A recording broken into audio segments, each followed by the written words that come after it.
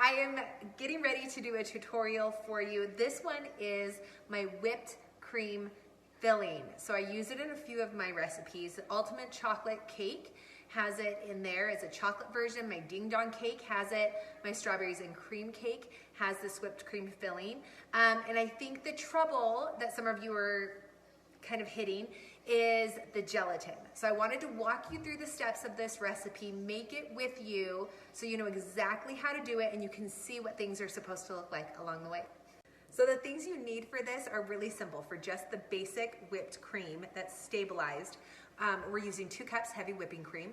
We have a tablespoon of unflavored gelatin. This is what's gonna help stabilize it so your cakes don't just smash down fresh whipped cream. We got to stabilize it so it holds each cake layer. And then we've got some vanilla and also a few tablespoons of water and then also a 1/2 cup of powdered sugar. All right, the first thing I wanted to show you was just the gelatin. Simple step, you have 3 tablespoons of cold water in here. And then I'm gonna take my gelatin and I think this is a full tablespoon. Yep, that's perfect. So I'm gonna just sprinkle that over the cold water and then we're gonna let this rest for about 10 minutes and you'll see that it hardens, all right? It kind of makes this jelly-like consistency. It's already doing it. Meanwhile, I'm gonna heat up a 1/3 cup of my heavy cream over the stove, just a 1/3 cup, and we're gonna combine these two. Can you see how this is like already changing? So I'm gonna let it rest for about 10 more minutes and then we'll add it to the cream. All right, so I've heated my cream to a simmer and I'm gonna add my gelatin mixture. It's not a lot and it's totally jelly-like. That is okay. What we're gonna do now is dissolve it in the hot cream. So give this a good stir and you're gonna see that that starts to disappear and blend into our heavy cream.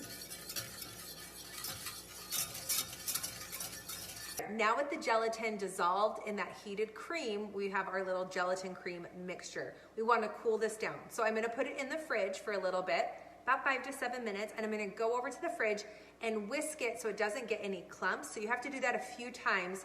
I'll take you with me in just a minute. All right, well my gelatin sits in the refrigerator, and before I go back to whisk it and check on it, I'm going to start beating the rest of my heavy cream. So I've chilled my bowl and the whisk in the freezer. That's a great little tip to make sure that this process goes really smoothly, but also faster. So freeze your stainless steel bowl, your whisk, in the freezer for like 10 to 15 minutes before you get started. And so I've got my powdered sugar in there. I'm gonna add a little bit of my vanilla as well. And then I'm gonna turn this on high to start beating and get those stiff peaks while I go check on my gelatin. All right, let's take a look at my gelatin. We want to stir it. Can you see how that's already starting to set? All right, give it a good little stir as it cools down and we'll come back to it in just a minute. Second time coming back over, give it a little stir. All right, we're back for number 3.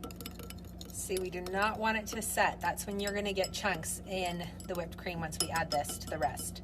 Stir number 4.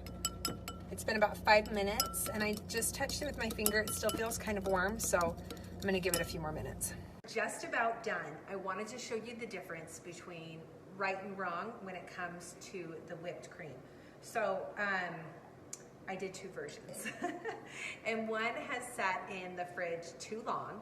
And can you see that? Like how clumpy? We do not want that. That means it got too cold, it sat in the fridge for too long. It still needs to be pourable. We still need to be able to pour it slowly, stream it in to our heavy cream that's been whipping. We're gonna whip it a little bit longer, but can you see that is still pourable, okay? Not super cold to the touch, but it's not hot anymore. And like you can see, there's no clumps in it. So that is key. That is wrong. That got too cold, okay? That's not gonna work. That's where you get all your chunks.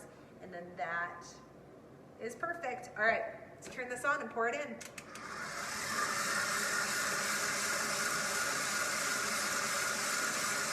Stream it. That means slow.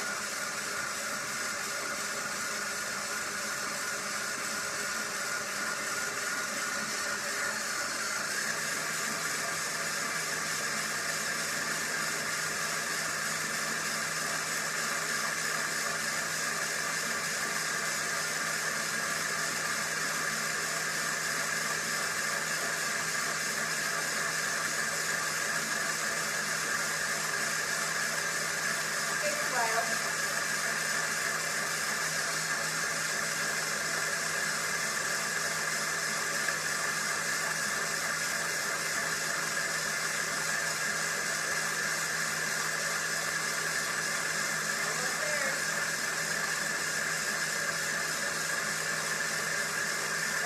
You want it to get medium stiff heat.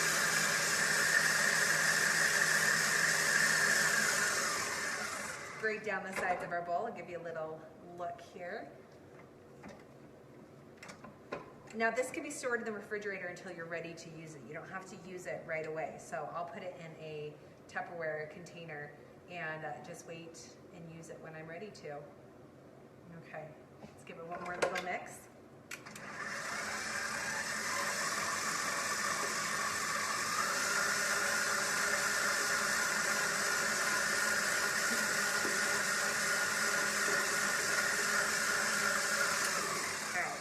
Show you how this looks. Okay, it is still going to be like nice and smooth like whipped cream if we didn't add the gelatin. There you have it. That's how you make your stabilized whipped cream. All right, this is going to be great between layers on a cake or in a cake because it will hold the layers. We're still going to always pipe a rim of frosting around the edge of the cake layers as we stack it so it doesn't just ooze out, but it is going to be stable enough to hold those cake layers and really help you out. So try like my ding dong cake with this one, the strawberries and cream cake. So good. The key, you guys, for this one is just watching it as the gelatin is refrigerating so it doesn't get too cold and start to set. We do not want this. Watch it like a hawk. You guys saw me go back to the fridge several times to stir it, check the consistency, make sure it's still spreadable, or pourable, that is, pourable, and you should be good to go, all right? Now I guess I get to look at the bowl, right?